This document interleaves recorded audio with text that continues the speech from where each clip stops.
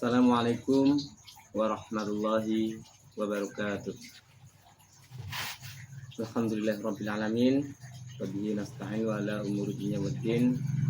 Wala hawla wala quwwata illa billahil aliyyil azim. Amma ba'du. Ya, alhamdulillah pada pertemuan kali ini kita akan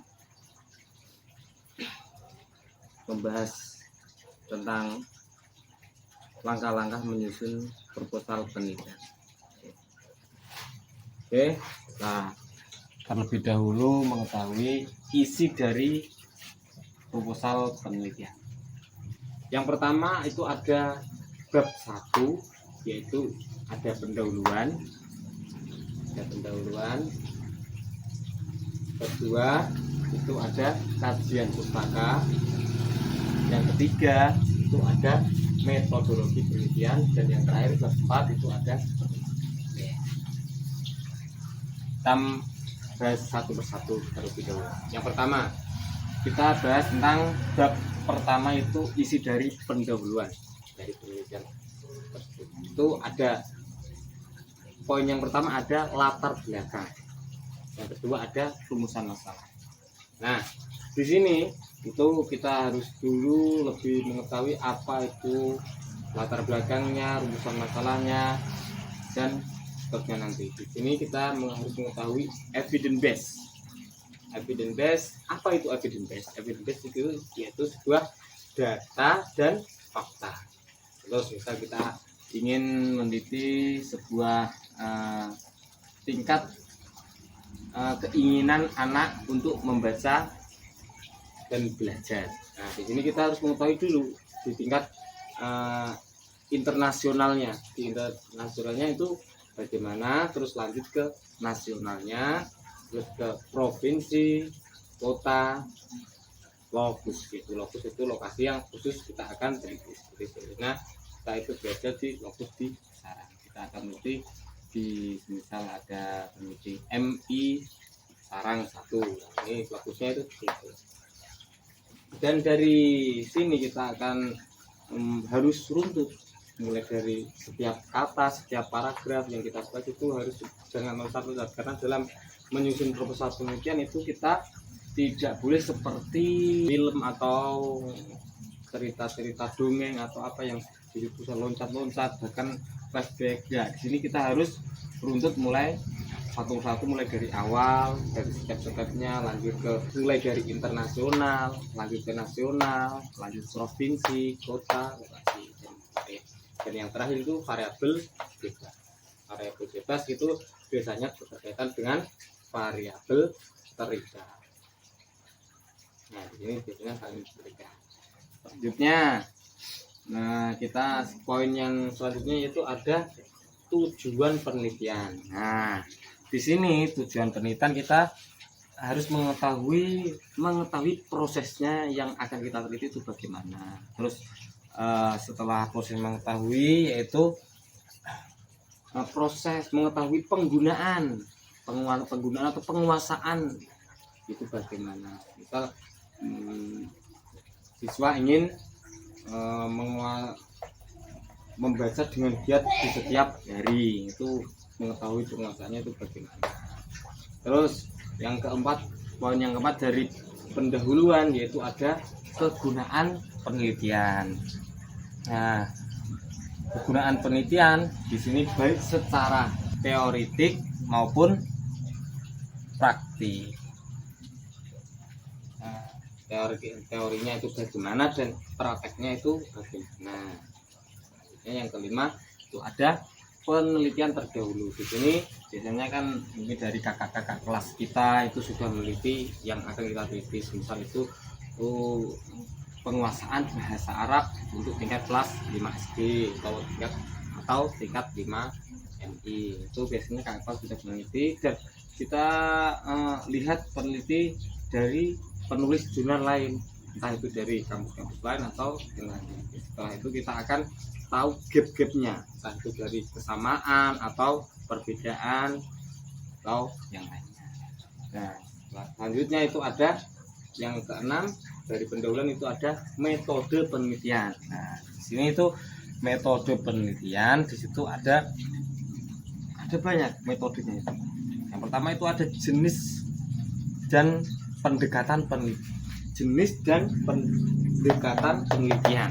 Nah, itu jenisnya itu biar apa? Misal kita itu ingin meneliti langsung di lokasi, entah itu SD atau MI, maka kita ketika sudah ke lokasi terus mengumpulkan data dan gitu kita praktekkan, maka di situ bisa menggunakan teori deskriptif. Selanjutnya itu ada juga penentuan sumber data. Nah, penentuan sumber data ya dari lokasi yang kita teliti tadi, atau kita bandingkan dengan penulis-penulis yang dulu. Selanjutnya itu ada instrumen penelitian. Nah, instrumen dari kita membuat instrumen di situ itu kita bisa berupa dengan observasi, bisa berupa dengan wawancara, bisa berupa dengan dokumen. Selanjutnya dari metode penelitian itu ada teknik pengumpulan data. Nah, tekniknya itu dari mana? Itu bisa dari observasi, bisa dari dokumentasi juga bisa dari wawancara juga bisa. Selanjutnya itu ada teknik analisis data. Nah, teknik analisis data ketika kita melakukan teknik yang kita gunakan, maka kita harus menganalisis dengan cara langsung, bisa dari langsung lewat wawancara, bisa langsung lewat dokumentasi dengan tes-tes dari yang kita tentukan, atau dari observasi dengan langsung cek di lapangan. Selanjutnya itu ada pengecekan keabsahan data. Nah, pengecekan keabsahan data di sini biasanya itu dengan triangulasi metode. Itu sebagai triangulasi metode itu biasanya itu untuk menggunakan pembanding.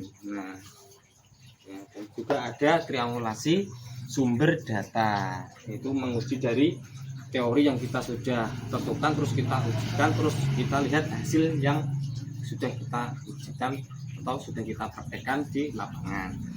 Nah, selanjutnya poin yang ketujuh dari pendahuluan itu ada kerangka teori. Maksudnya kerangka teori itu bagaimana? Itu cara pengaplikasian kita sebagai penulis atau sebagai peneliti, bagaimana cara pola berpikir secara sistematis. Nah, sistematis baik itu menyusun datanya atau mengumpulkan datanya itu secara sistematis. Itu dari kerangka teori. Selanjutnya ada sistematika pembahasan. Nah, sistematika pembahasan di sini itu biasanya itu kita harus sebagai penulis atau sebagai peneliti itu kita harus menyusun secara runtut satu persatu dan secara serapi-rapinya, biar dari pihak si pembaca itu sangat mudah untuk menelaah apa yang sudah kita tulis dan tidak membingungkan si pembaca. Itu dari pembahasan bab 1 dari isi pendahuluan. Selanjutnya yaitu bab 2. Bab 2 itu kajian pustaka. Mungkin di sini kalau di yang sudah kita dengar itu yaitu tentang landasan teori, disebut dengan landasan teori. Nah, landasan teori itu isi dari landasan teori itu apa? Yaitu yang pastinya yang pertama itu variabel terikat. Nah, terikatnya di sini itu antara pembahasan teori yang satu dengan yang lainnya itu saling terikat. Dan di situ yang kedua itu ada faktor-faktor resikonya apa saja. Di situ sudah dibahas dalam landasan teori itu faktor-faktornya apa saja, terus resikonya apa saja kita bahas. Nah, selanjutnya yang ketiga itu ada kajian keislaman. Berhubung kita itu notabene sekte Al-Anwar 3 itu religius, maka kita itu biasanya mengambil atau mengangkat judul proposal penelitian itu biasanya ke arah yang Islam. Dari 3 prodi kita yang berbeda, baik itu PM, baik itu ICT, baik itu PGMI, itu mengangkat kajiannya itu diharuskan untuk yang berbasis religi. Nah, itu tadi dari kajian pustaka. Terus bab ketiga di sini metodologi penelitian. Nah, biasanya metode penelitian itu ya temuan penelitian dan pembahasan. Di sini itu di temuan penelitian itu apa, terus dibahas. Nah, di sini biasanya ya ini opsinya itu ada 3, baik itu secara observasi, baik secara wawancara maupun secara dokumentasi.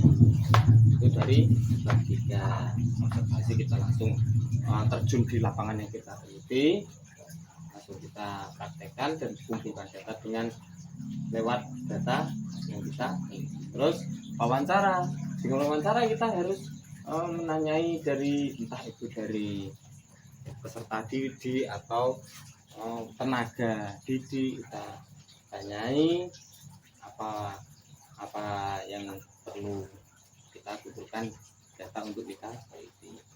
Dokumentasi, dengan dokumentasi itu bisa dengan cara mengetes untuk menjawab sebuah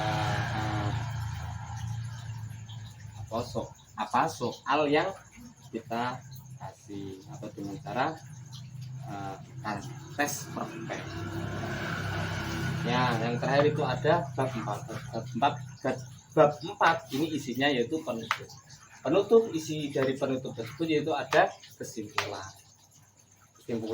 mulai dari bab 1 pendahuluan, terus kajian pustaka, metodologinya dari bab 1, 2, 3 kita simpulkan. Dan setelah disimpulkan sudah jelas pembahasannya dan faktor-faktornya apa saja dan bagaimana cara menanggapinya.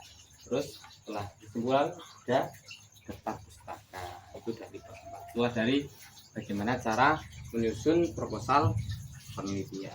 Ya, mungkin itu saja yang bisa saya sampaikan, kurang lebihnya saya mohon maaf apabila ada tutur kata yang salah dari saya. Assalamualaikum warahmatullahi wabarakatuh.